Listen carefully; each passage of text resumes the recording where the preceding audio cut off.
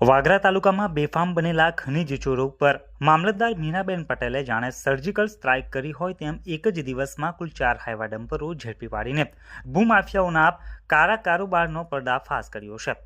કપચી ભરેલા ડમ્પર બાદ મામલતદારે વાગરાની જીબી ચોકડી પાસે સપાટો બોલાવી વધુ 3 રેતી ભરેલા હાઇવા જપ્ત કરતા સમગ્ર પંથકમાં ખળભળાટ મચી ગયો છે। તંત્રના આ રૌદ્ર સ્વરૂપને જોઈને સરકારી તિજોરી લૂંટતા તત્વોમાં ભારે ફફડાટ વ્યાપી ગયો છે। મામલતદારની તપાસમાં ચોંકાવનારી વિગતો બહાર આવી છે, જેમાં 44.5 ટન રેતી સાથે GJ16 AY 7105 તેમજ 40 ટન રેતી સાથે GJ16 AY 7179 અને એક કાયદાને ઠોકર મારતો નંબર પ્લેટ વગરનો 43 ટન રેતી ભરેલો હાઇવા ઝડપાયો છે। આમ એક જ દિવસમાં કુલ 127 ટન રેતી અને 39 ટન કપચી મળી કુલ 166 ટનથી વધુનો બિનઅધિકૃત જથ્થો સીઝ કરાયો છે।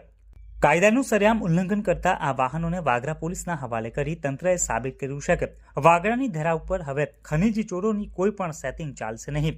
ખાસ કરીને નંબર પ્લેટ વિના હાઇવા દોડાવી કાયદાને પડકારનારા તત્વોને મામલતદારે કડક પાઠ ભણાવ્યો છે।